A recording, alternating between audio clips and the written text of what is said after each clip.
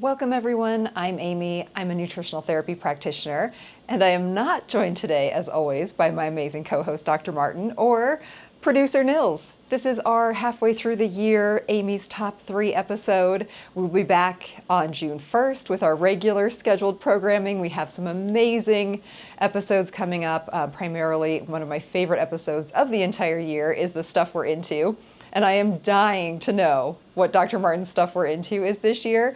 I have mine picked out. I think he has his picked out. So in a couple of weeks, we're all going to find out what we're into.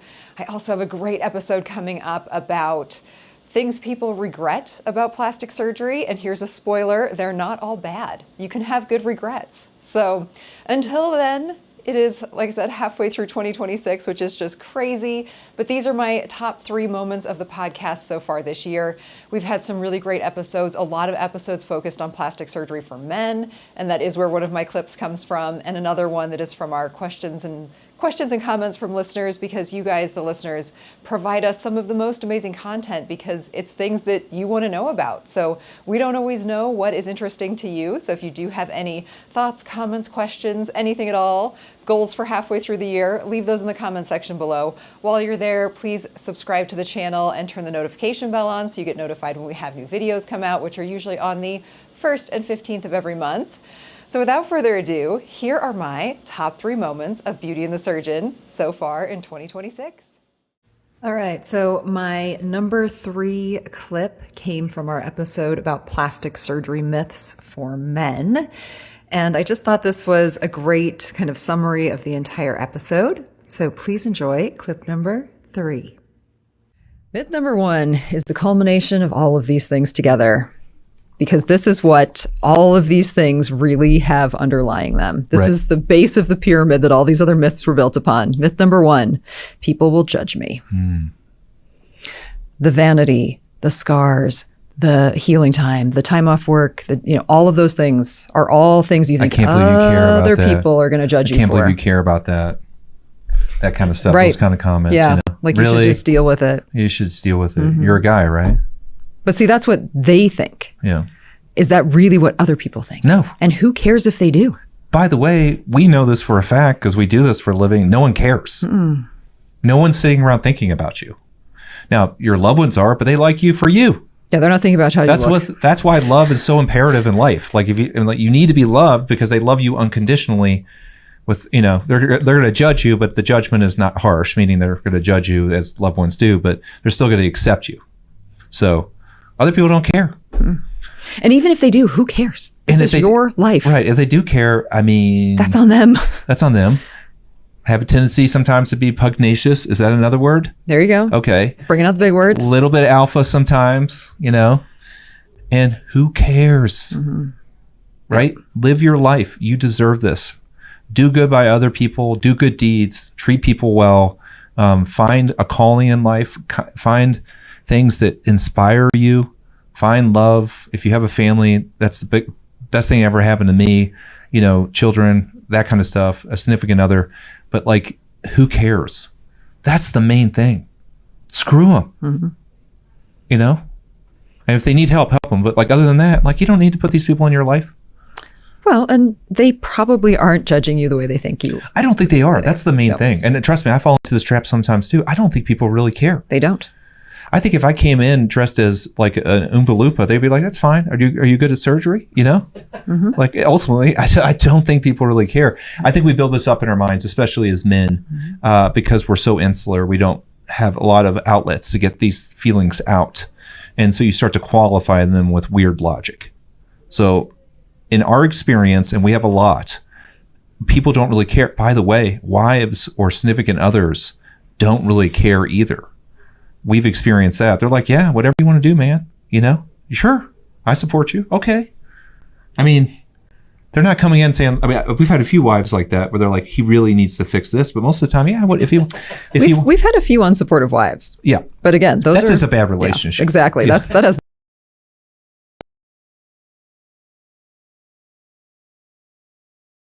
a surgery. That's when you start feeling bad. I've been in a situation where I was defending the man who was here to see me with the wife who was there. That was an odd situation. The woman who was grossed out by her husband's drains and she's like, I'm going to throw up. I'm like, you can go ahead and get out. Yeah. Like, you can kindly wait in the lobby. Your unsupportive comments are not helpful here while I'm taking these drains out. Go away. And if you throw up, I'm going to make you clean it up because you're not my patient. You never would. You're such If a mama bear. somebody's, You would still clean up the throw up. I know you would. oh yeah, but I wouldn't be happy about No, it. you wouldn't be happy about it, but you would still do it because you're that person. Yeah. You always do it. You always do that stuff. You've never not, since I've known you since 2008, Well, not been the person who cleans up the throw up, even when it was like clearly the problem of the other person that you warned them about. That's a compliment. How about a surcharge for spouse throw up? that You see would it on the happen. bill, right? I like that business model. Right. Yeah. Like, I'm going to go ahead and send this Yeah. bill to you. Yeah. No, but people, you know what? And like we both said, here's the thing: if people are going to judge you, they're going to judge you. And like, the only person who really matters in this is you. Yeah. You're the person who has to live with this. You're the person who has to live with what you don't like every day and being afraid to fix it because of what somebody else might think of you. Right. And I know hopefully the people that watch this will be young men and middle-aged men and older men, and obviously their significant others and people that care about them. And as a person that's in his mid stage of life, high performer, very motivated, confident, stable relationship, I still have these feelings. Yeah, because we're all human. We all still have feelings. Right. And even me who does this for a living, I can talk to Amy, so it's a great stop gauge, but I don't have a big network of people I can go out and say, today I just really didn't like the wrinkles around my eyes. If I said that to my male neighbors, they'd be like, I don't even know what you're saying to me right now. So there is a component of this But culturally. you know what all those men are going to do? Yeah, they'd all go home and look at their own wrinkles that Right. night. But there is would. a component of this that culturally speaking, a lot of this stuff is on the hush hush. It's not emphasized, and then men ultimately feel bad about having these feelings. You should not. This is universal. If it gets to the point where in your ear, in your mind, it's starting to affect your life, do something about it. There is a solution. It's not just for women. Right. Nobody's really judging you. Bust it, Dr. Martin. Busted. And my number 2 clip comes from one of our awesome questions and comments from listeners episodes. We've done a few of these this year. And this one was it was so great because it allowed us to talk about something that is in the news recently or this year and is very relevant to a lot of our patient population. All right. So on our episode Supplementation Around Surgery 2.0, we had from Takeda Jada. Takeda Jada? Taika Jada. Taika Jada? Yeah. What about HRT? I'm a huge fan. Yeah, hormone replacement therapy. Now, there are some adjustments that you might need to make to it around the time of surgery. And this is something that if you listen to any of our surgery specific episodes, we always say, tell your doctor all the medications you're taking. Just this week, I had a patient who had not disclosed that they were using HRT or what dosage they were using or anything at all. So, and their labs came back a little wonky. So she and I had to have a talk about that. So make sure you tell your doctor what you're taking because there may be some adjustments. With this specific patient, I'm having this person hold their estrogen for a week prior because they dose their estrogen pretty aggressively twice a week.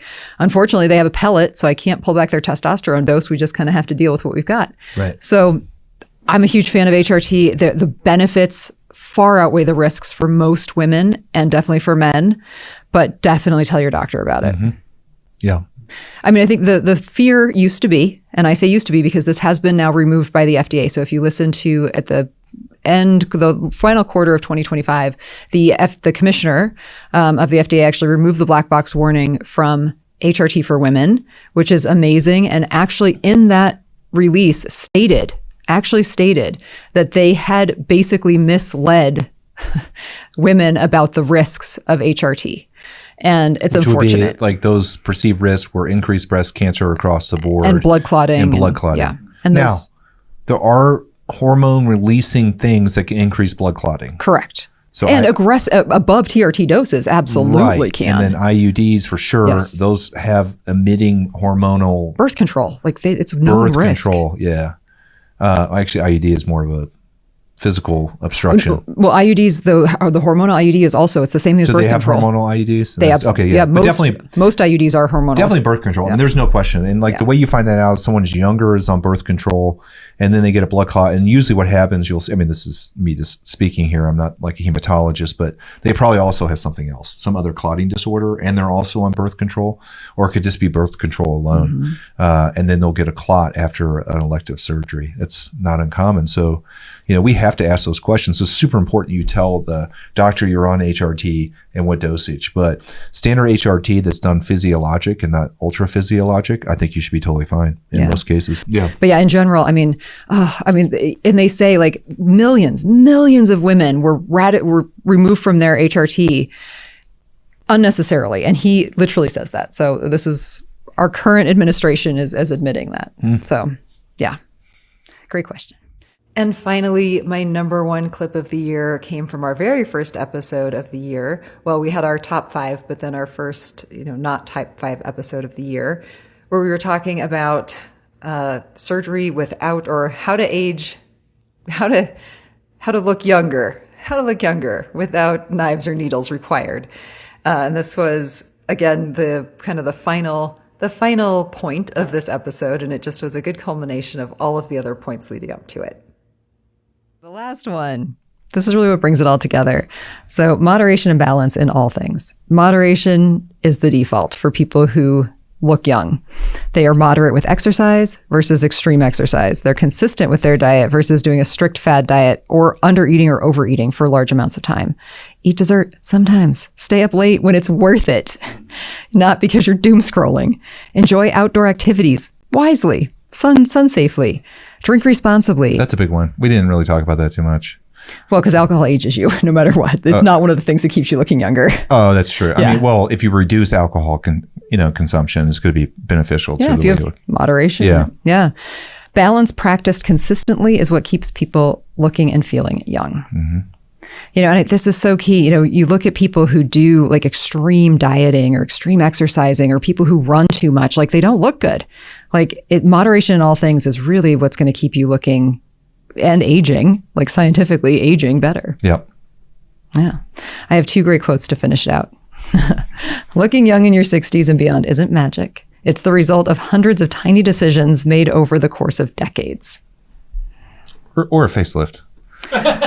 Well, that sets back the clock really fast. Yeah. Looking young in your 60s is definitely a facelift. But this one was no knives or needles required. Right. Which is a Neve, apparently. Excellent episode, Amy. Every time you do these episodes, you always surprise us. Very good. Very good. Yeah, very good. Well, I like Good setting job. the year off. I don't want people who maybe can't afford surgery or who don't want surgery. There are absolutely things that you can start doing today to age the best way you can. Right.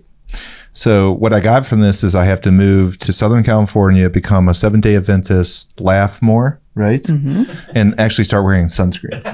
Yes. Actually wear I'm going to go sunscreen. tell Barb about it. That's Yeah. what we got to do. After This might be our last episode after we move. we move. Yeah. Oh yeah. Well, you can't podcast if you're a 7-day Adventist. I don't think so. They're pretty rigorous, but we'll see. It's the Daniel diet is what the 7-day Adventists do. There's a book, The Daniel Diet. Yeah. Yeah. They're strict vegetarians. Very strict vegetarians. And they're so interesting. I've read about that one time, and they're very much into physical exercise. Oh yeah. too. Well, activity. They don't, and again, move more than you Move sit. more than you sit. Yep. All right. Yeah. Good job. Well, Dr. Martin, that is the end of this episode. If anyone would like to leave your thoughts about aging, what you do to stay young on the inside and the outside, leave those in the comments below. You can also find us on all social media here. We are at Jason Martin MD and at Beauty and the Surgeon Podcast. You can also leave me a voicemail or send me a text at 303-630-9038. All of those are linked in the description box below. Next episodes coming in February. We're going to have some questions from listeners. Did I say it right? Yes, I did. We'll see you for that next time. See you next time.